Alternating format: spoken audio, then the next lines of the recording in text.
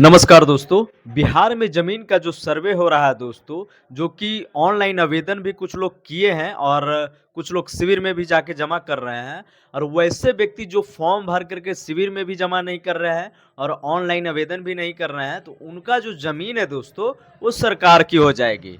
तो इसी से रिलेटेड जो है पेपर के माध्यम से नोटिफ़िकेशन जारी किया गया है दोस्तों। तो इस वीडियो में जो है हम आपको पूरी जानकारी देंगे, क्या अपडेट है दोस्तों। तो आपको वीडियो में बने रहना है दोस्तों। और वीडियो स्टार्ट करने से पहले आपसे एक छोटा-सा रिक्वेस्ट है कि अभी तक मेरे चैनल को आप सब्सक्राइब नहीं किए हैं, तो प्लीज़ दोस्तों सब्सक्राइब कर लीजिए और वीडियो अच्छा लगे तो लाइक कर दीजिएगा, क्योंकि हर बार ज़मीन से रिलेटेड जितना भी अपडेट रहता है दोस्तों, मैं अपलोड करते रहता हूँ अपना चैनल पे। तो ठीक है दोस्तों, हम वीडियो स्टार्ट करते हैं। इसमें 2 बातें पर ध्यान देने की आवश्यकता है। भूमि कैसे प्राप्त हुआ? आपके पूर्वज की ज़मीन है तो खतियान की प्रतिलिपि होनी चाहिए। अगर खरीद की है, बिक्री की ज़मीन है तो उसकी बयाननामा होना चाहिए। अगर ज़मीन गिफ्ट में मिला है या सिविल कोर्ट के ऑर्डर से मिला है तो उसके कागजात चाहिए। ठीक है? यानी कहने का मतलब ये है दोस्तों, आप जिस ज़मीन का जोत कोड़ रहे हैं या फिर घर बना के रह रहे हैं, तो वो क्या ज़मीन आपका खतियानी ज़मीन है या फिर आप खरीदे हैं? तो खरीदे हैं तो आपको केवाला, रजिस्ट्री केवाला होता है, वो आपको दिखाना होगा। या फिर अगर खतियानी ज़मीन है तो आपको खतियान दिखाना होगा। और दूसरा जो है दोस्तों, अगर आपको दान में दे दिया कोई ज़मीन, जैसे में आप मालिक के यहाँ, कुछ लोग जो है पहले मालिक के यहाँ रहते थे, उनको जो है दान में दे देते थे। उसके लिए जो है दोस्तों, जो दान में मिला है उसका भी कागज़ चाहिए, प्रूफ चाहिए कि हाँ दान में आपको दिया गया है दोस्तों। यानी कि जितना भी, जैसे भी आप ज़मीन पर रह रहे हैं, कब्जा करके रखे हैं, तो उसका प्रूफ दिखाना बहुत ज़रूरी है। ठीक है? जब आप ऑनलाइन आवेदन करवाते हैं तो उसमें जो सारा डॉक्यूमेंट्स जो है अपलोडिंग होता है। उसके बाद देखिए आगे क्या है। अगर ज़मीन गिफ्ट में मिला है या सिविल कोर्ट के ऑर्डर से मिला है तो उसके कागजात चाहिए, जो कि मैंने पहले बताया, जितना भी, जो भी ज़मीन पर आप रह रहे हैं उसका कागजात चाहिए ही चाहिए। अगर ज़मीन का दाखिल खारिज नहीं हुआ है, फिर भी शांतिपूर्वक दखल कब्जा है उस ज़मीन पर, तो आपको कोई भी नाम उस ज़मीन से नहीं हटा सकता। अगर आपका मोटेशन नहीं हुआ है ज़मीन का, जैसे होता है ना, दखल खारिज हो गया, जमाबंदी हो गया, मोटेशन हो गया, अगर नहीं हुआ है तो भी ज़मीन आपका ही रहेगा, लेकिन आपके पास रजिस्ट्री केवाला जो होता है वो होना चाहिए। ठीक है? अगर आपके पास रजिस्ट्री केवाला है तो वो ज़मीन आपका ही रहेगा। ठीक है? मोटेशन नहीं हुआ तो उससे कोई चिंता वाली बात नहीं है। उसके बाद देखिए यहाँ पर है जो दोस्तों, फॉर्म भर कर के दे, नहीं तो सरकार का ज़मीन। ठीक है? यहाँ पे देखिए साफ-साफ लिखा हुआ है, आप अगर ऑनलाइन आवेदन भी नहीं करते हैं, प्रपत्र 2 हो गया, प्रपत्र 3 का 1 हो गया, फॉर्म भर कर के आप जमा नहीं करते हैं, तो ज़मीन जो है सरकार की ज़मीन हो जाएगी। यहाँ पे साफ-साफ लिखा हुआ है दोस्तों। ठीक है? इसलिए आपको फॉर्म भर के ऑनलाइन आवेदन करना बहुत ज़रूरी है और शिविर में भी जमा करना बहुत ज़रूरी है दोस्तों। ठीक है? उसके बाद देखिए, भूमि अपर समहर्ता सह बंदोबस्त पदाधिकारी ने वंशावली से संबंधित रैयतों को विस्तार पूर्वक जानकारी देते हुए कहा कि सभी लोगों को वंशावली की ज़रूरत नहीं है। ज़रूर उन्हीं लोगों के लिए है जो खतियान के अनुसार वंशज होने का दावा कर रहे हैं। इनका कहने का मतलब है दोस्तों कि वंशावली किनको ज़रूरत है।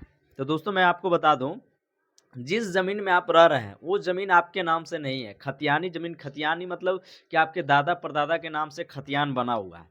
खतियान में आपके दादा परदादा के नाम से है, यानी कि जिनके नाम से खतियान है और आप जो है उनका अंश है, यानी कि आपके पिता भी गुजर गए और आपके दादा के नाम से ज़मीन था और आप पोता ठहरे, अंश जो है आप पोता ही बच रहे हैं, तो आपको जो है कि वंशावली जो है बनाना बहुत ज़रूरी हो जाता है। तब जा कर के पता चलता है कि खतियान में किसका नाम था और उनका अंश जो है आप हैं, तो आप पर ज़मीन आया है और उसी के अनुसार नया खतियान जो है क्रिएट होगा दोस्तों।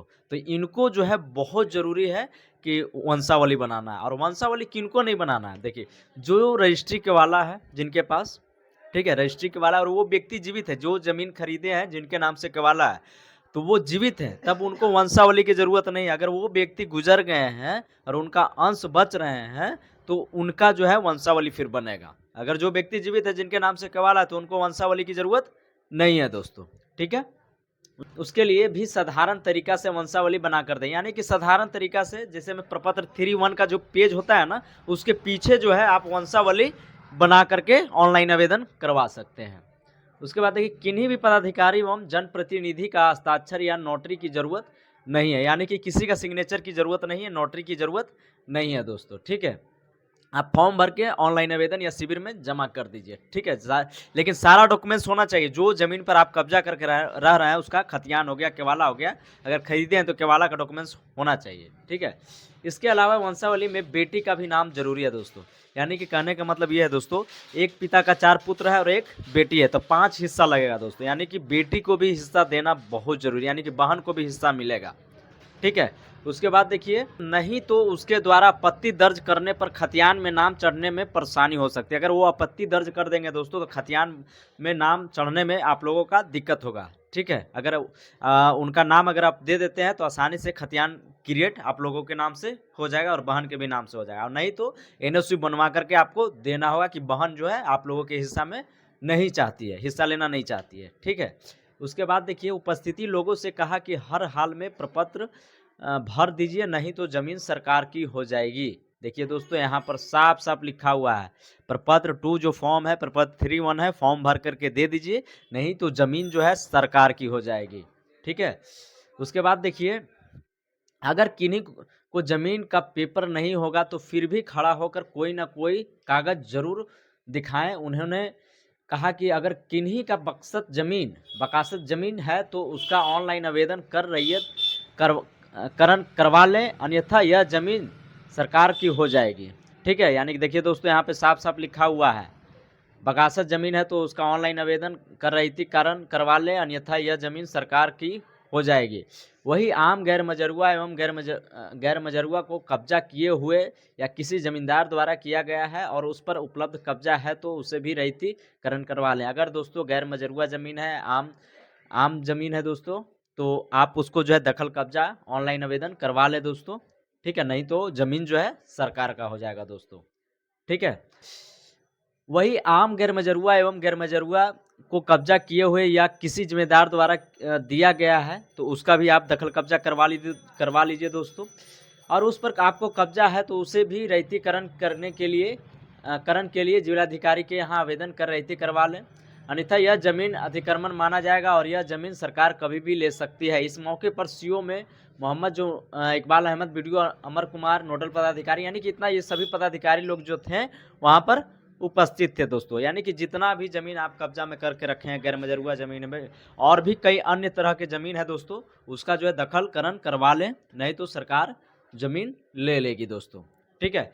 तो अगर कहीं भी ज़मीन से रिलेटेड अगर आपका कोई क्वेश्चन है दोस्तों तो आप कमेंट बॉक्स में लिख करके सेंड करें, मैं उस पर वीडियो बना करके अपलोड करूंगा दोस्तों, ठीक है दोस्तों। इस तरह का वीडियो देखने के लिए मेरे चैनल को आप सब्सक्राइब कर लीजिए और वीडियो अच्छा लगा तो लाइक कर दीजिएगा, और हम मिलते हैं नेक्स्ट वीडियो में दोस्तों। अपना ख्याल रखें। जय हिंद, जय भारत।